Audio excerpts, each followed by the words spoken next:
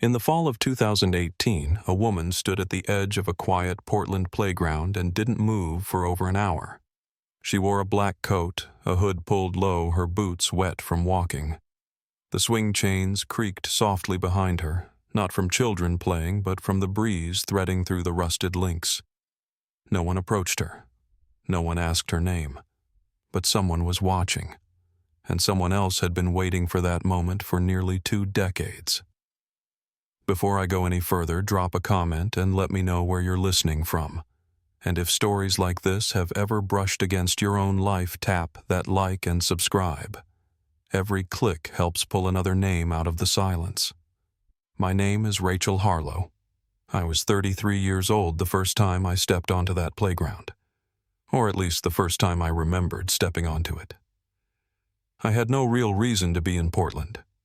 I'd been living in Astoria, working mornings at a cafe that smelled like cinnamon and burned espresso. I wasn't tied down, never stayed too long in one place. But that week something pulled me east. It was drizzling when I arrived, like it always seems to be in Oregon that time of year. The kind of cold that seeps into your sleeves and sits in your bones. I wandered through residential blocks without much of a plan, ducked into a bookstore, a diner. Just passing time. And then I turned a corner, and there it was. A rusted chain-link fence. A sagging basketball hoop. Pine needles matted thick around the merry-go-round. I don't know how long I stood there staring in before I stepped through the gate. The wind pushed the swing once, just once, and it hit me like a wave. I didn't recognize it, not exactly. But I felt it. Like walking into a place from a dream you forgot you'd had. There was a bench near the sandbox, warped and worn initials carved into the back slats. LC. I didn't know what that meant, but it made my chest tighten and I sat down without really meaning to. Back then I told people I moved a lot because I liked change, that I was curious, adventurous. But if I'm being honest, I was running from what I couldn't have told you. I had no memories before the age of 4. Just a blank stretch of time. Margaret Langley was the woman who raised me. She was strict, practical, and made good peanut butter sandwiches. She said my birth mother had left me behind and she'd stepped in out of kindness. She never showed me paperwork, never talked about it again. I stopped asking. But some nights, even before Portland, I'd dream of a park not any I could remember visiting. It had the same smell as this one. Damp bark, wet metal, pine needles, and cold gravel. And in that dream there was always a swing. The week before I came to Portland, I'd received a letter. No return address, no signature. Just 5 words handwritten in shaky black ink. Do you remember the playground? That letter still sat in my coat pocket as I left the park that night. I checked into a cheap motel, the kind with faded carpets and flickering neon signs. I didn't plan to stay. Just one night I told myself. But the next morning I found myself walking back toward the playground. And this time something was different. The leftmost swing, the one that leaned a little inward, had a fresh boot print underneath. Not a child's. Larger. Deep. I turned around fast. The street behind the fence was empty, but I felt it. Someone was watching. The boot print under the swing was still damp when I crouched to get a better look. Not fresh enough to be warm, but sharp-edged like whoever made it hadn't been gone long. It wasn't a kid's print. The tread was wide deep, the kind that leaves an impression even after rain. I glanced toward the street again. Still no one. But something in the back of my neck prickled like I'd just missed catching someone's eyes on me. I told myself not to overreact, that it was just a city park, and I'd spent too many nights alone in motels. Still, I didn't stay long. I walked the loop back to the diner, ordered something I barely touched, and watched the door more than I watched my plate. That night at the motel, I stayed dressed. I kept the letter on the nightstand folded, once the ink beginning to blur at the edges. Sometime around midnight, I heard slow footsteps stop right in front of my room. They didn't knock. They didn't walk past. Just stood there. I sat on the bed without breathing, listening. After what felt like minutes, they moved on. But I never heard a door open. I didn't sleep after that. The next morning I found something slid under my door. A photograph. The same one I'd discovered as a kid and never saw again, the little girl in the red coat standing in front of a swing set. The photo was creased soft at the corners like it had been handled too many times. On the back were 3 words. You were here. Same handwriting as the letter. I pressed the paper flat against the motel desk and stared at it until the edges blurred. That photo had vanished from Margaret's drawer more than 20 years ago. Now here it was again, as if time had folded in on itself and spilled something out. Detective Tom Harris was sitting in his car just outside the playground that afternoon. I didn't know that then. I only found out later. He'd gotten a call from a retired colleague. Someone had spotted a young woman standing at the park who looked like Linda Harlow. That was my mother's name. The name I didn't even know belonged to me yet. Harris had chased the case for years after I disappeared. He remembered every press conference, every tip line that went nowhere every time Linda showed up with new flyers, even after the public stopped looking. When he saw me through the binoculars, he knew. He didn't approach. He just watched quietly, trying to figure out how a missing toddler had reappeared as a grown woman with no memory of being lost. While Harris was watching from across the street, his former partner Helena Ruiz ran a background check on the name I was using. Rachel Harlow didn't exist in the state records until I was 4 years old. The address listed belonged to Margaret Langley. That's what they were afraid of. There were no adoption papers, no formal guardianship, no record of how I'd come into her care, just a blank space right where the truth should have been. Back in town, I kept moving. I couldn't explain why I stayed. I could have left at any point, caught a bus heading anywhere else. But something kept circling me back. I went into the public library and used one of the old computers to search for anything I could find on the address I'd been given the park, the name Harlow. After an hour of sifting through articles, one headline made my chest seize up. 3-year-old girl vanishes from Portland playground. There was a photo with it, a toddler in a red coat smiling. It was the same photo, my photo. The article said her name was Rachel Harlow, taken in the late afternoon. No clear suspect. Witnesses described a man near the swings in a dark jacket, but couldn't provide anything usable. The trail had gone cold within weeks. Later that evening, I sat in a corner booth at the diner, that article folded up tight in my pocket.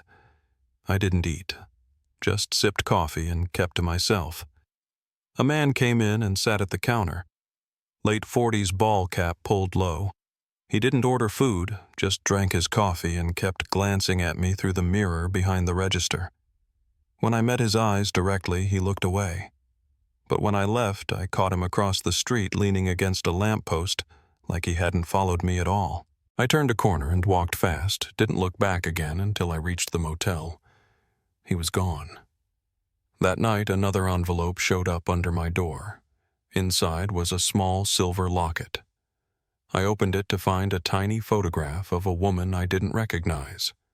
Folded behind the photo was a slip of paper with an address on it just 3 blocks from the playground. I didn't go there. Not that night. I couldn't. I stayed up pacing the motel room until morning, staring at that locket opening and closing it again and again. There was something about the woman's eyes. I didn't have the words for it, just the feeling that I should have known her. The next day, I finally went. The house was small.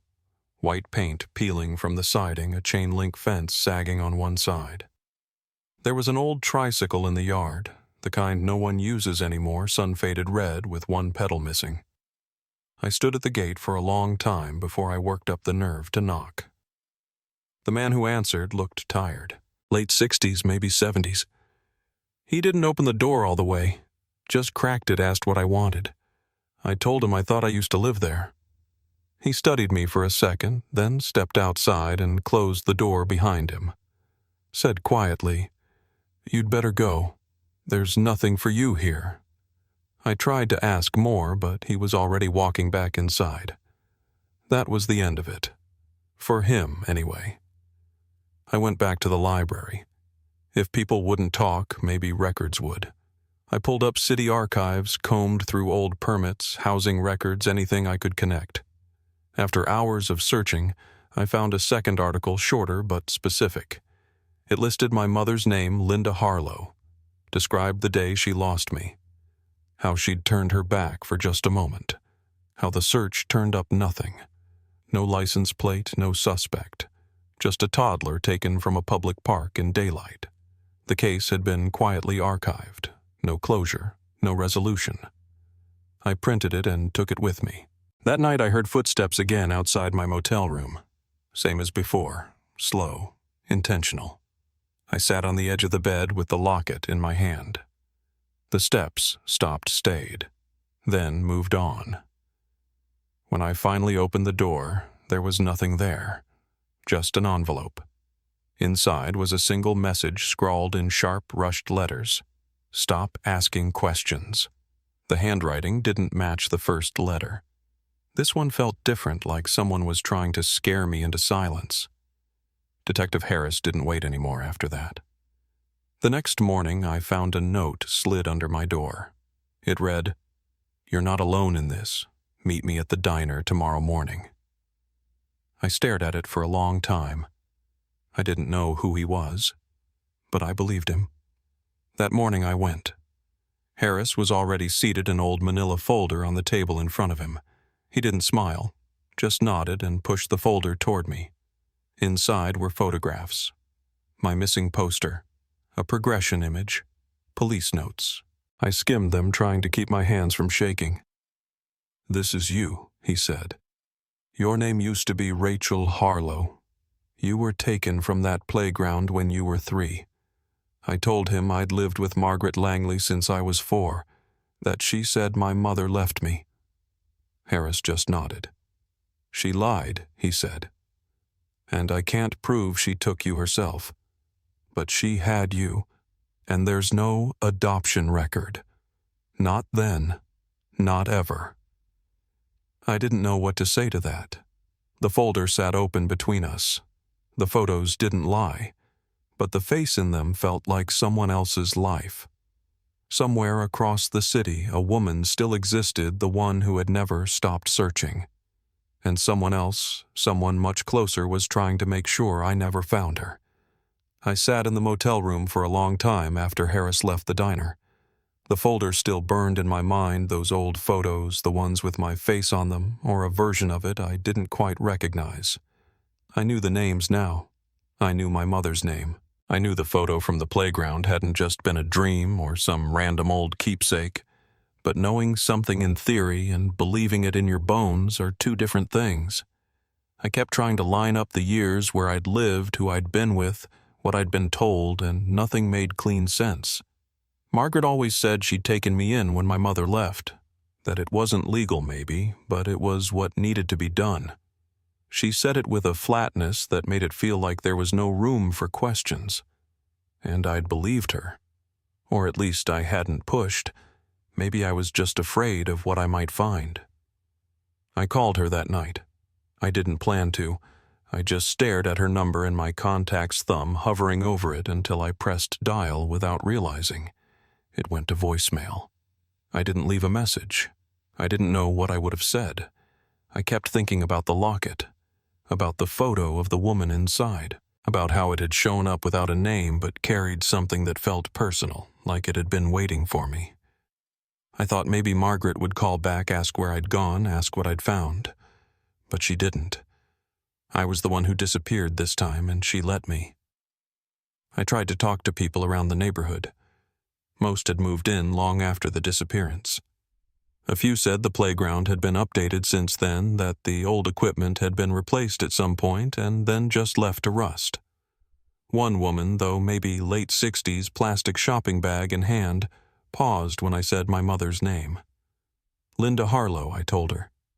She blinked at me just once and said, "She never gave up, you know. I remember her face on the flyers. She kept your room the same for years." I asked if she knew where Linda had gone. She shook her head. "Out of state, I think. Somewhere quiet. I heard she remarried, but she never stopped hoping. That stuck with me more than I expected. I'd grown up thinking my mother had walked away, that she'd left and Margaret had stepped in like some reluctant savior. That's the version I'd built my whole life around. It hadn't made me angry, not exactly, just resigned.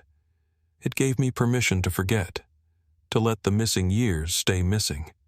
But now there was this idea of someone out there keeping my room the same, holding on to my photo, never giving up. It changed something. It made everything feel heavier. One night leaving the library just before closing, I heard footsteps behind me.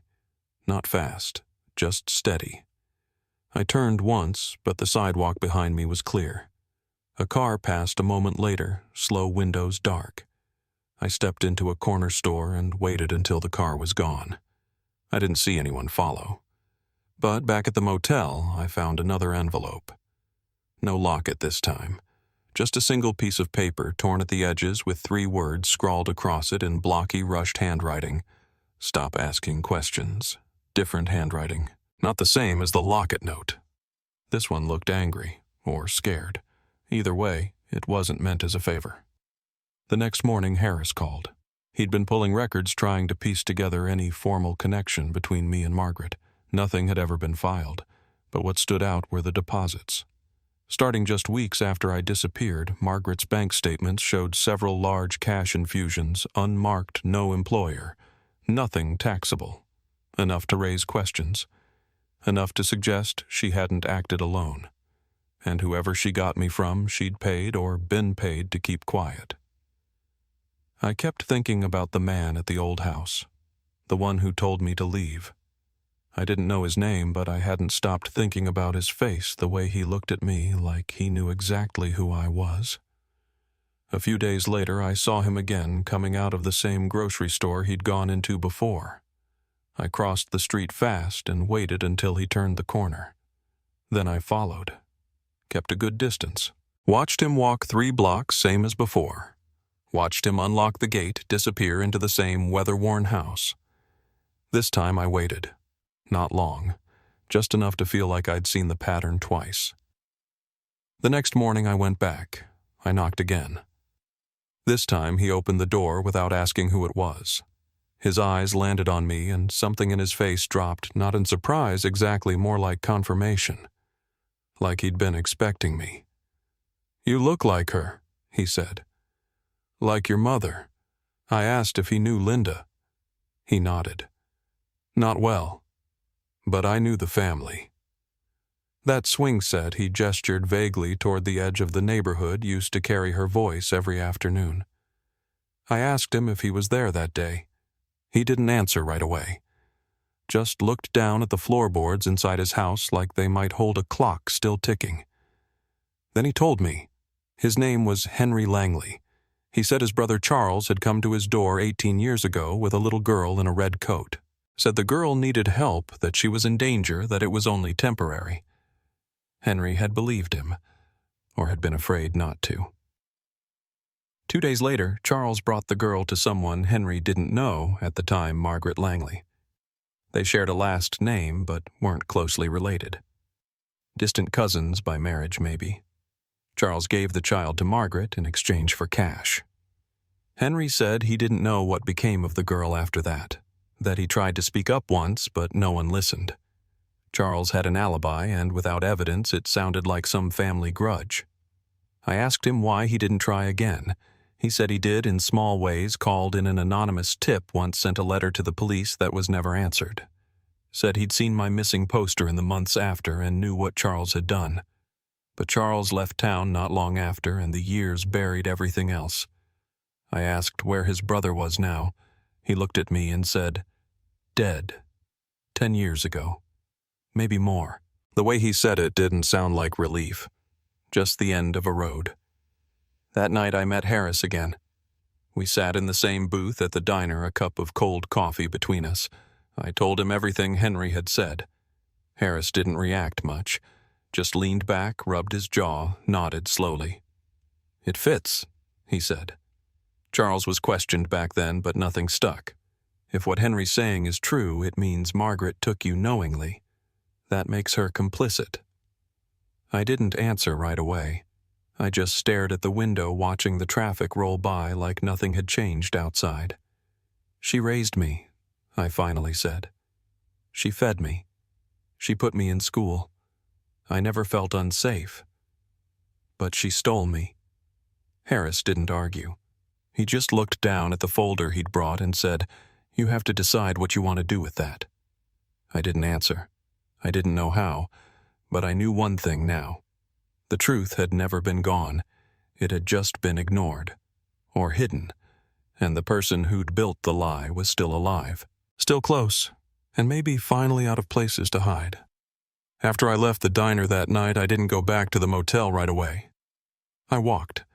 Not anywhere in particular, just followed the blocks until the air got quieter and the traffic thinned out. It had rained earlier, and the sidewalks gave off that sharp, earthy smell that comes after a storm, like wet pavement and pine needles.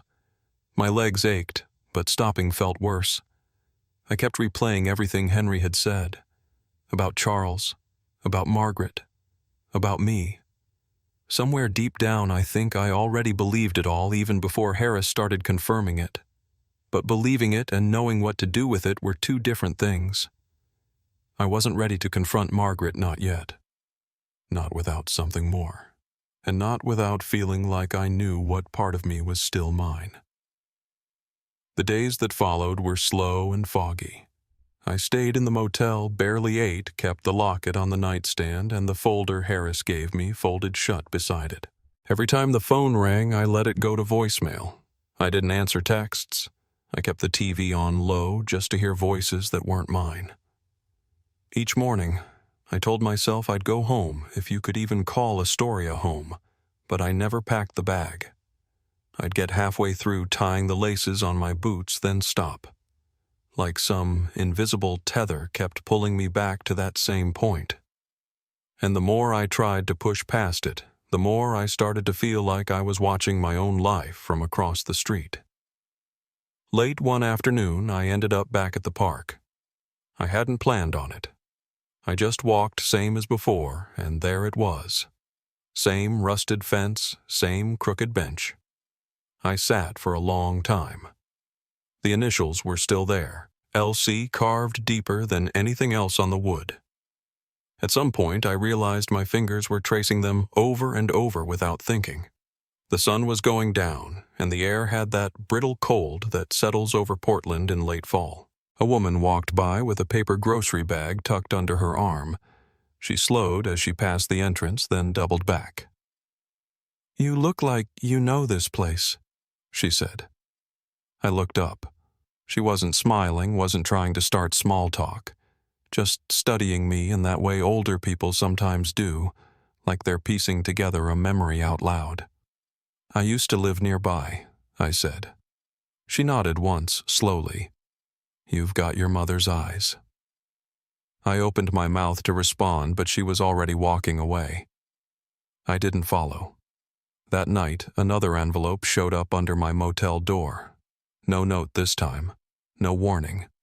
Just a small silver locket identical to the first one. I opened it. Inside was the same woman's photo, Linda. But tucked behind it was something new. A folded piece of paper with an address. A residential street I didn't recognize. I unfolded it twice, memorized the numbers, and tucked it into my coat. I didn't sleep. I just stared at the ceiling until morning. It took me a while to build up the nerve to go. When I finally did, I followed the route on foot. It wasn't far. A quiet neighborhood, older houses, sagging porches, yard, still covered in wet leaves from the last storm. The address matched. One story. Peeling paint. A chain-link fence with a broken latch. I stood outside the gate for a long time just staring. A tricycle sat tipped over in the grass, red paint nearly worn off. The blinds in the front window were drawn. I don't know what I thought would happen. That someone would open the door and explain everything. That the house itself would recognize me. I stepped up and knocked. Nothing. Waited. Knocked again. I heard a television from somewhere inside, but no movement. Just before I turned to leave, the door cracked open. A man stood there. Mid-70s, maybe older. White hair, combed back, flannel shirt tucked too neatly. "Can I help you?" he asked. His voice was calm, but his eyes didn't blink. I said I thought I used to live there. He didn't respond, just looked at me like he already knew why I was there. Then he stepped outside, pulled the door shut behind him. "You should go," he said, voice lower now. "There's nothing for you here." I asked if he knew Margaret Langley. His jaw tensed just slightly. He looked over his shoulder toward the shut door, then back at me. It's not safe to ask questions you don't want answered. And then he turned and went back inside. This time he locked the door behind him. That night I couldn't sleep. I kept hearing his voice. I replayed the way he'd looked at me, not surprised, not defensive, just tired. I started wondering how many people had known. Not just Margaret or Henry or Harris, but people in that neighborhood.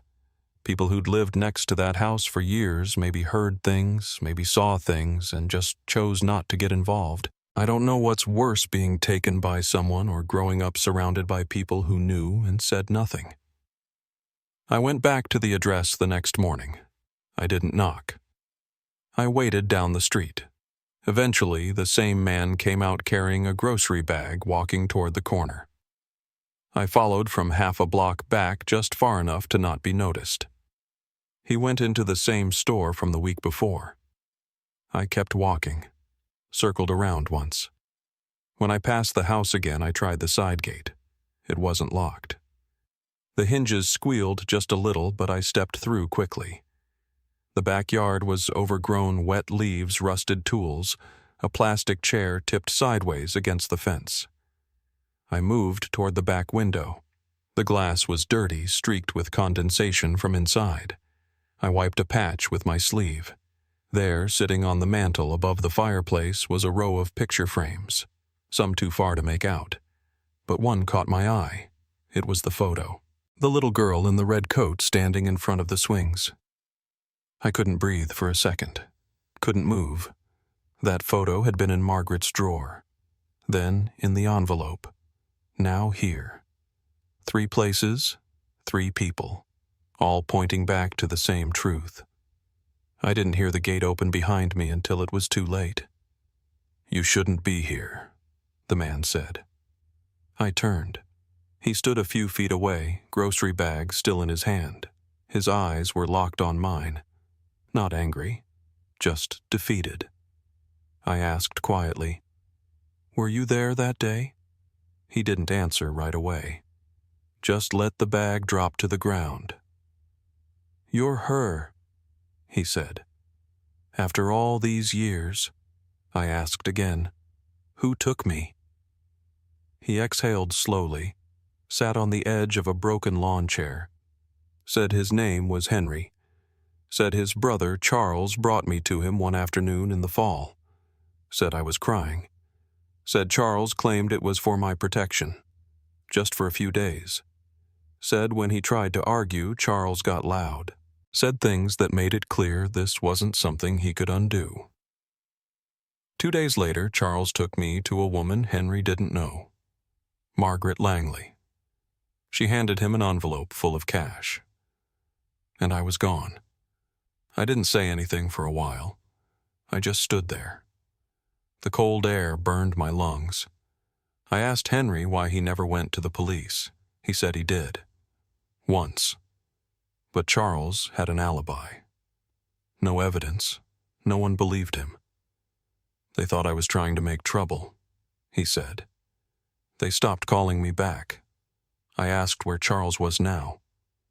Henry looked down at the leaves near his feet. Dead, he said. 10 years ago. Cancer. I didn't ask anything else. There wasn't much left to ask. The person who'd taken me was gone. The person who'd paid to keep me was still out there. And somewhere in the middle of it all was a woman I didn't know who had never stopped looking. I left the yard without saying goodbye. My legs felt like they weighed twice what they should, but I didn't stop walking. I had one more place to go.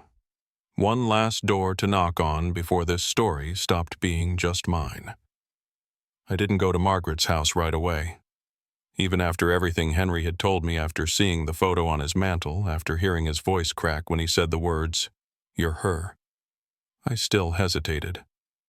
I wasn't afraid of her, not in the way most people mean when they say that, but there was a different kind of fear, the kind that lives in the quiet spaces between years. Margaret had raised me.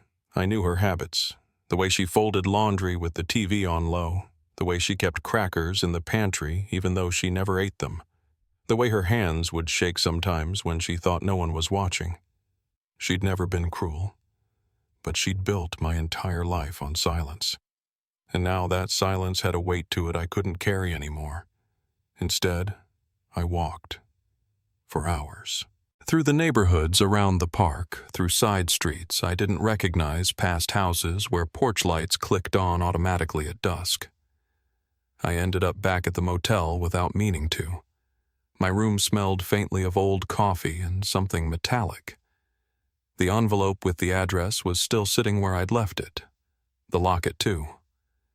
I sat on the edge of the bed and opened it again. This time I noticed something I'd missed before. Along the inside edge of the locket's frame, so faint I had to tilt it toward the lamp to read, it said, "For L.C., the same initials carved into the park bench. I stared at them until they stopped looking like letters, until they started looking like a message I wasn't meant to see. The next morning I went back to the neighborhood store where I'd seen the older woman, the one who'd said I had my mother's eyes. I waited outside until she came out again, paper bag folded over her arm, keys jingling against her palm. I stepped forward and introduced myself. I told her my name. She didn't flinch, didn't act surprised, just said I knew Linda. I asked her how. She said I lived across from her when you were little. I was at the playground that day. I felt everything in me slow down. I asked if she'd seen it happen. She nodded. I saw a man pick you up and walk toward the street. You were squirming, I shouted. He didn't look back. I asked if she told anyone. She looked at me with eyes that hadn't let go of the moment, even after all those years. I called the police. They said I couldn't give a good description, that I probably saw the wrong child. But I never forgot your face. Back at the motel, I sat on the floor with the locket still in my hand. I thought about the photo on Henry's mantel, the initials on the bench, the faint engraving inside the locket. For L.C. I hadn't wanted to believe it at first, but it was all pointing in one direction. Someone had taken something deeply personal from my mother, something small enough to slip in a pocket, but heavy enough to carry grief. And now, almost 2 decades later, someone had sent it back to me. I couldn't explain why, but it didn't feel like a threat. It felt like a breadcrumb, something left by someone who knew they couldn't say it out loud. By that afternoon, I knew I had to go back to Henry's. I waited until just before dusk. I watched from the corner of the street until I saw him come out, lock the front door behind him, and head toward the same grocery store as before. I kept distance between us, waited until he disappeared inside, then circled back to the house. The side gate still wasn't locked. I slipped through weeds catching on the cuffs of my jeans. At the back window, I wiped away a patch of condensation again. The photo was still there. Same spot on the mantel, same red coat, same swing behind me. I moved around to the back door and tried the knob. It didn't turn. I didn't try to force it. Instead, I walked the perimeter, noting the back of the house, the fence line, the stack of old newspapers sitting on a cinder block by the shed. The place didn't feel abandoned, but it didn't feel alive either, more like a space that had been paused. Before I could turn to leave, I heard the gate swing open behind me. I turned. Henry stood there, grocery bag hanging from one hand, his expression unreadable. He didn't yell. He didn't ask why I was there. He just looked at me and said, "You're not going to stop, are you?" We sat at his kitchen table while the sun dropped behind the houses. He poured us both a glass of water and left his untouched. He looked tired, more so than the last time I'd seen him. I asked him if there was anything else he hadn't told me. He nodded slowly, said he didn't know how to start. I waited. Eventually, he said Charles had been a hard man to know, that he'd moved through life like someone always preparing to disappear. He said Charles had a way of making people feel small when they tried to question him, that he always had an excuse or a story that made you second-guess your own memory. He told me that day he was protecting you, Henry said, that your mother had gotten mixed up with the wrong people, that it was safer if no one knew where you were. He looked down at his hands. I didn't believe him, but I didn't stop him either. I asked if he knew why Margaret had taken me. He shook his head. All I know is she paid him. Cash. They met in the parking lot behind a diner off the highway. I didn't go with him. He told me afterward. I asked if he thought Margaret knew who I was. He looked at me for a long time. I think she figured it out. Maybe not right away. But eventually, yeah. She knew. I left his house without saying much else. I didn't thank him. I wasn't sure if I should. I walked through the neighborhood as the streetlights flickered on one after the other, casting long shadows on the sidewalk. I didn't go back to the motel. I didn't go back to the park. I went straight to Harris. We met again at the same diner. He didn't order coffee this time, just listened while I told him what Henry had said. When I finished, he leaned back and let out a long breath. This lines up, he said. Charles was on our radar early on, but nothing stuck. He moved around a lot, changed addresses. No one ever pressed hard enough. I asked if there was enough to reopen the case. He didn't answer right away, just said, if Margaret took you knowingly, that changes things. But she's going to deny it. He reached into his coat and pulled out a piece of paper. I found her. Vancouver, Washington. Quiet neighborhood. Looks like she's been there a while. I didn't need directions. I already knew where I was going, and this time I wouldn't be knocking just to ask questions. I was ready to hear the truth out loud. Not from neighbors, not from strangers. From the person who had watched me grow up and never once said who I really was. I just didn't know yet whether she'd admit it or try to bury it all over again. I waited across the street until I saw Harris knock on the door. Margaret answered like she'd been expecting someone, though I could tell she hadn't expected it to be him. She looked older than I remembered, thinner in the face. Gray streaks sharp through her hair, but her posture hadn't changed. Still upright, still composed, still watching everything. They talked on the porch for a few minutes. Low voices, no sudden movements. Then she stepped aside and let him in. I watched the door close behind them. I stood there frozen on the sidewalk, one hand still inside my coat pocket, like I was reaching for something that could anchor me. I don't know how long I waited before crossing the street. I knocked once. The door opened part way, and she was there. Her eyes landed on mine, and for the first time in my life she looked unsteady. "Rachel," she said, barely louder than a breath. Inside the house smelled faintly of lavender and dust. The curtains were drawn halfway, letting in just enough gray light to catch on the edges of framed photographs that lined the walls. They all started from around the time I was 4. Nothing from before. Nothing that gave anything away. I stood in the middle of the living room, coat still on, as Harris sat off to the side. He didn't say anything. He just gave me space.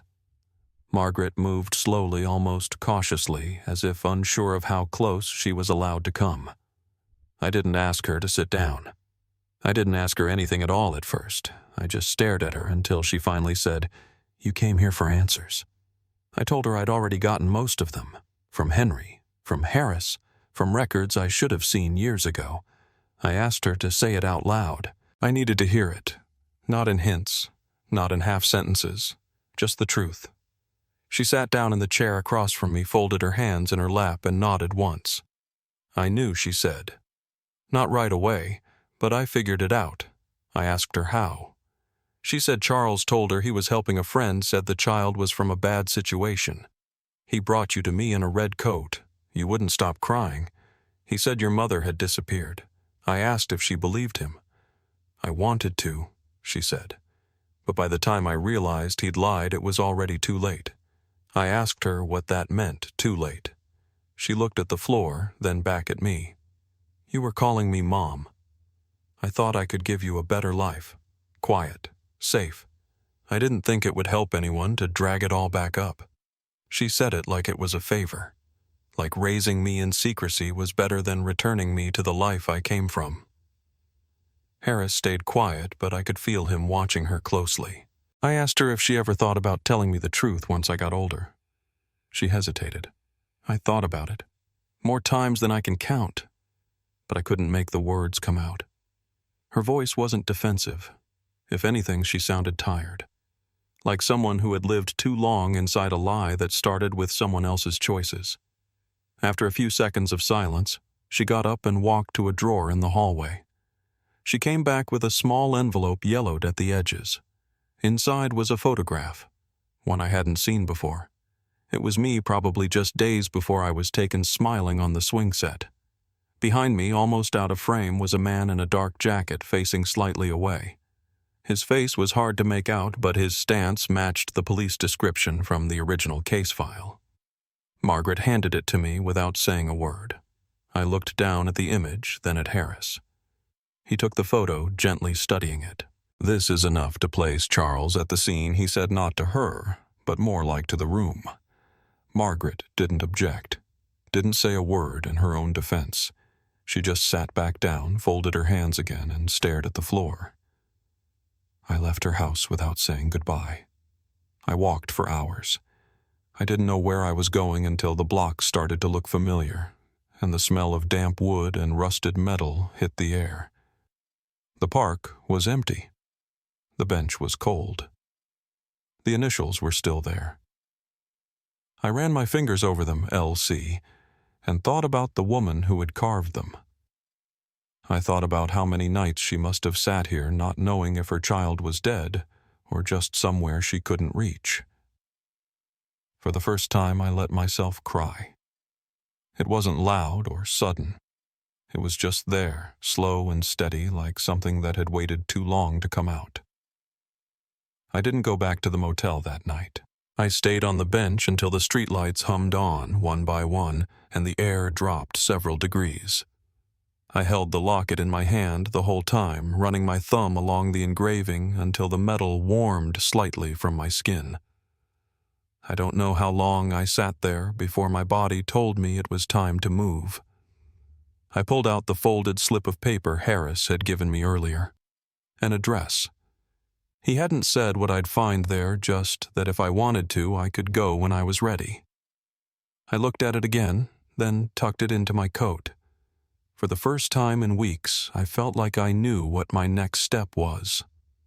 The house was 2 stories, white siding, porch light already on when I arrived. The lawn was trimmed, even though the grass was turning brittle at the edges. There was something about it that felt cared for, lived in. I stood on the sidewalk for a while before climbing the steps. I knocked once, then waited. The door opened. A woman stood there, late 40s, maybe early 50s. Her hair was dark with threads of gray. Her eyes were green, and I knew immediately where mine had come from.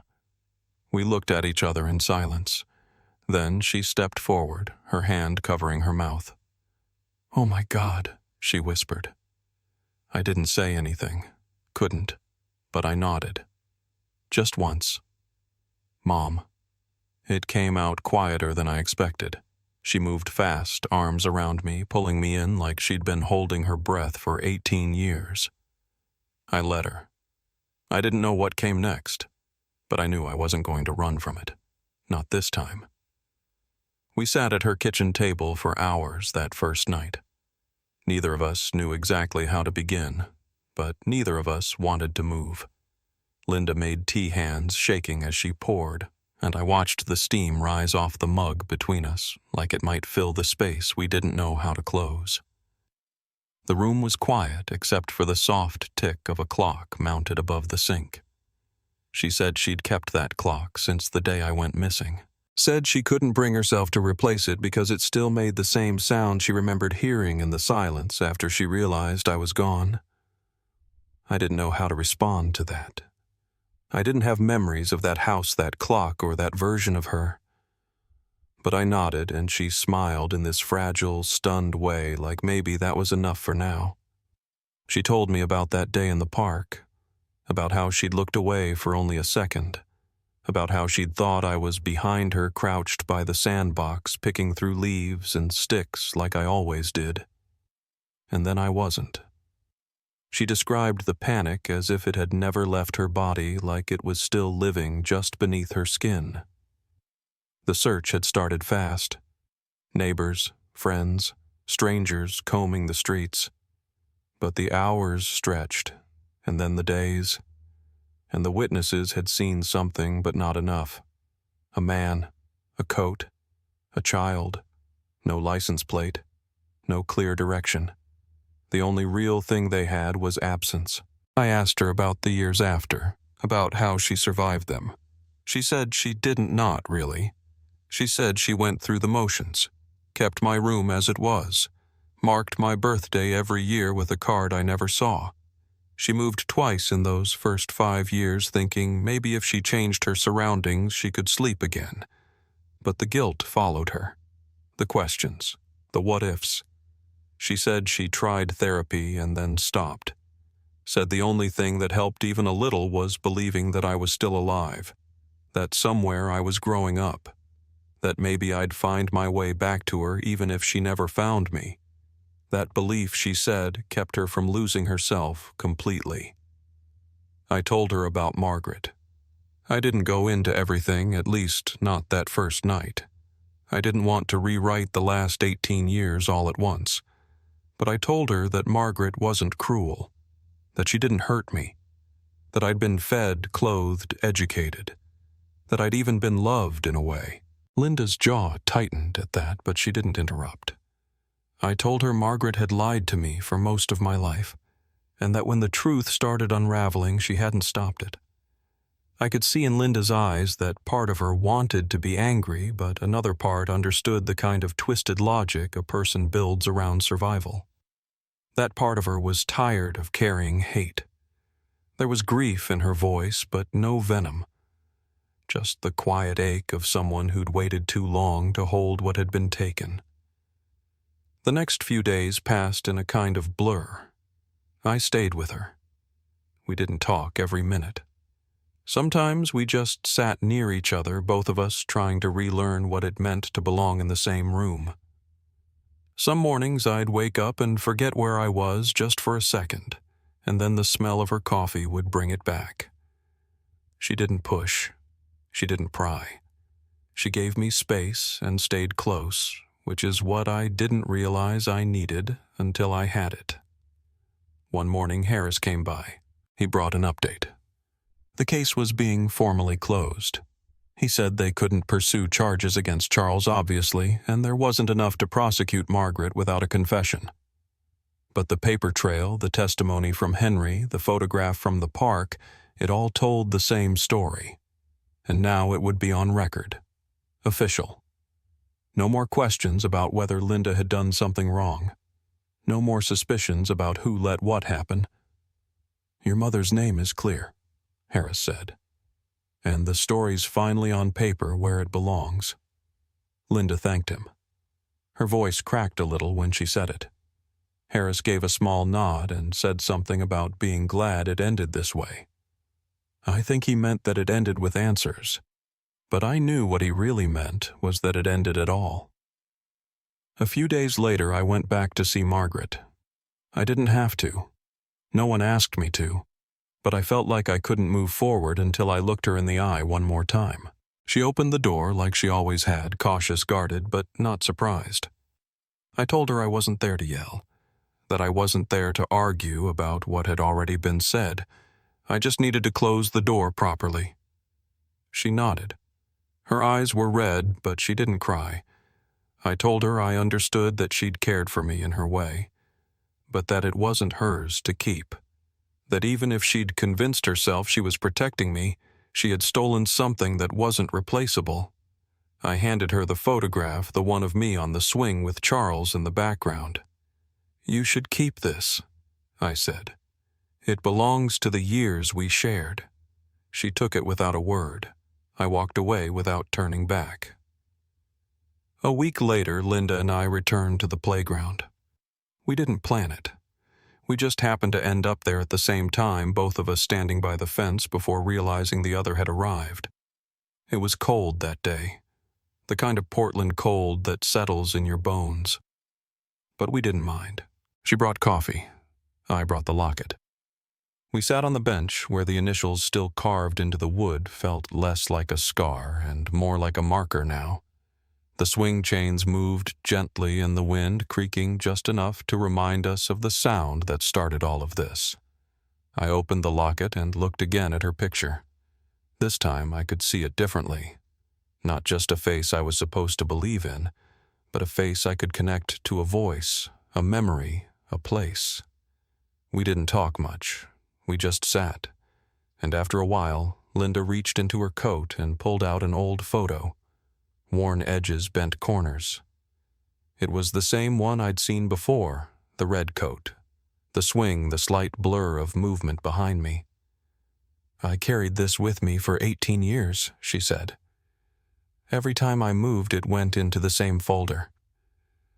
I thought if I kept it close, I'd be keeping you close too."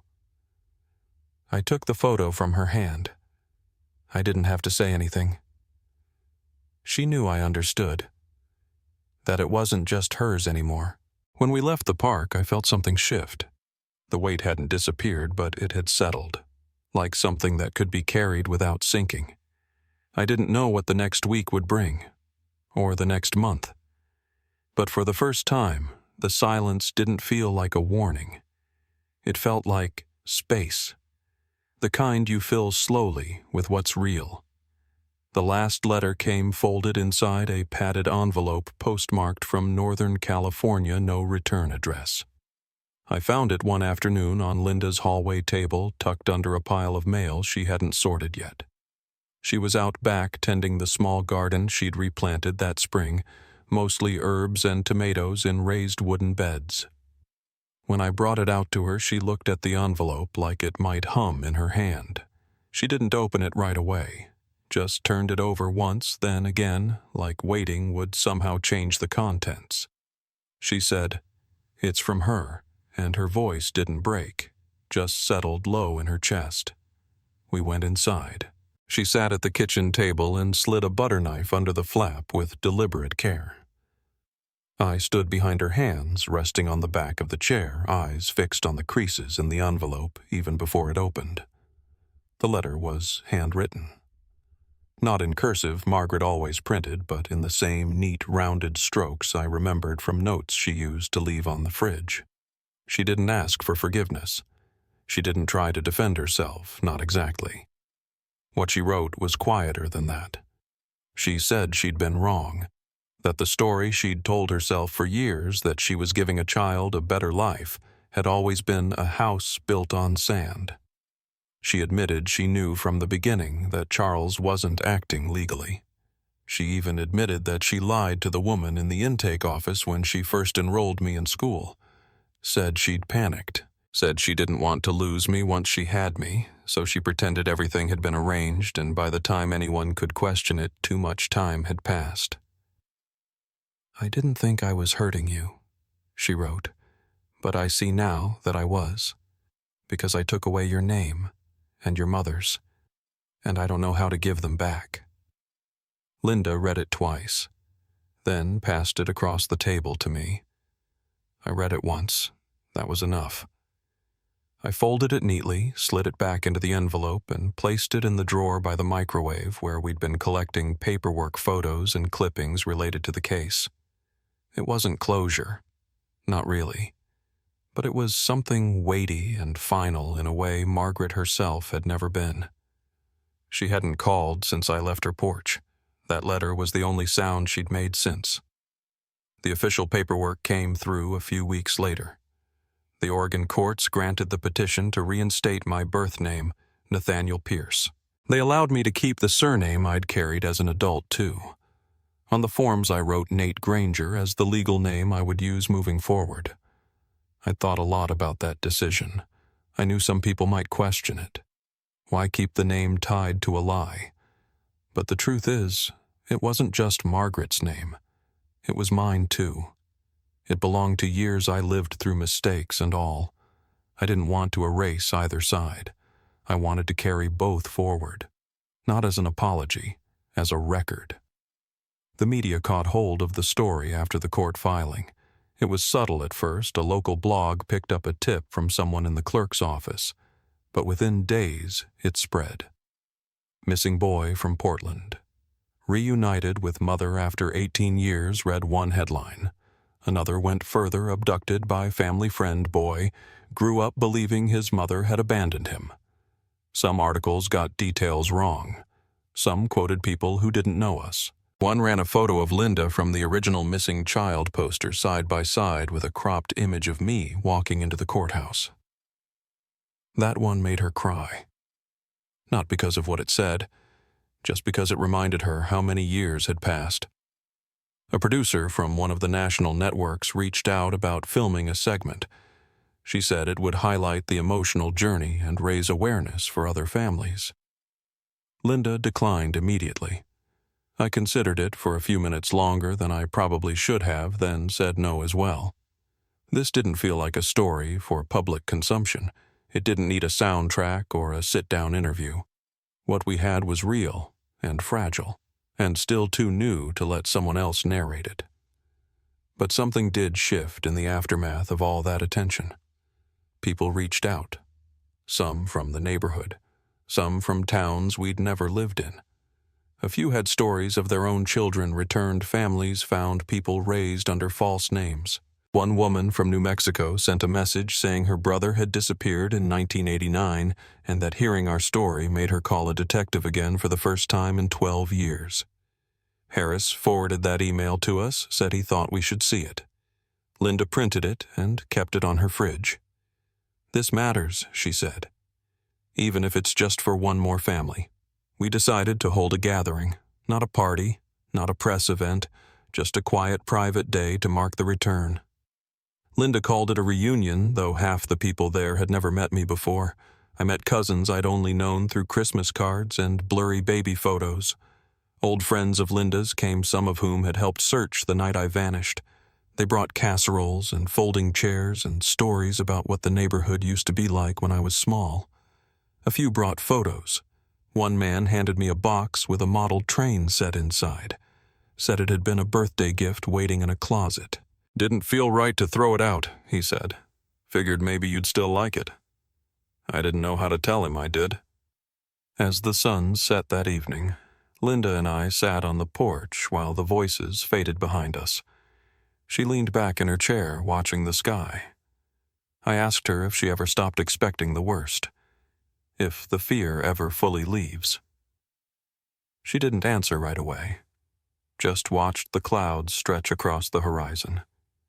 Then she said, "No, but you learn how to live beside it."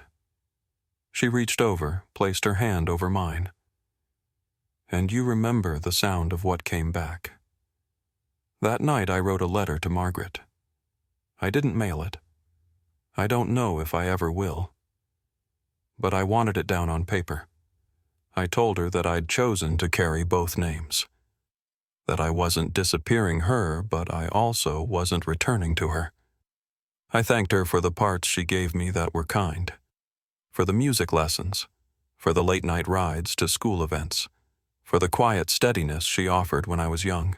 But I also told her I knew what she had taken, and that I would not let her rewrite that loss into something noble. I sealed the envelope, wrote no address on it, and tucked it into the same drawer where the first letter still sat. I don't know if she's still in California. I don't know if she reads the news or if she saw the headlines. But I know she knows how to find me if she ever truly wants to. And I know I'll decide then whether I want to be found. For now, the door remains closed. Not locked, just closed. And that's enough. There's a maple tree in Linda's front yard that turns the deepest orange in October. I didn't remember it from before, but she said it had been planted the year after I disappeared. Said she picked it because the leaves looked like fire when the sun hit just right. That fall, I found myself sitting out there more often than not on the old bench beneath the branches, listening to the wind move through the dry leaves like something halfway between a whisper and a warning. I didn't always know what to do with the quiet. After all the noise, the police reports, the courthouse filings, the flood of headlines that lasted just long enough to stir everything up again, it took time to remember how to sit still. But the stillness taught me something. Sometimes you don't need answers to heal. Sometimes you just need space to let the questions breathe. Linda and I don't talk about the past every day. We've learned how to live alongside it without letting it swallow the rest. Some mornings she'll bring out coffee and just sit beside me, both of us watching that same stretch of sidewalk that used to lead nowhere. Now it leads home. There's no rule book for how to become a son again after all those years. Just small choices. I mow the lawn without her asking. She leaves me notes if she's running late. I keep a photo of us on my nightstand. Not the old ones, not the headlines, just a new one taken last Christmas. We're not smiling big, just standing close enough to mean it. Margaret hasn't written again. I don't know if she will, but I've stopped waiting for her to. That letter I wrote, the one I never mailed, is still in the drawer by the microwave beside hers. I don't reread them. I don't need to. Some truths you don't forget even when they're silent. Detective Mendoza retired not long after the case closed. He sent me a card, simple handwritten, just a few lines. "You deserve to be found," it said. "Thank you for not letting the silence win." I keep that one too. There's still a mark on my wrist where a childhood bracelet used to be. Nothing big, just a faint line like memory pressed into skin. I used to think it meant I'd lost something permanent, but lately I see it differently. It's not the absence that defines me. It's what remained, what came back, what I chose to carry forward. To anyone still listening, if this story settled into you, if it reminded you of someone you lost or someone you became, thank you for holding space for it. These names, these truths, they deserve to be remembered. And if it stayed with you, maybe consider sharing it so no name gets left behind.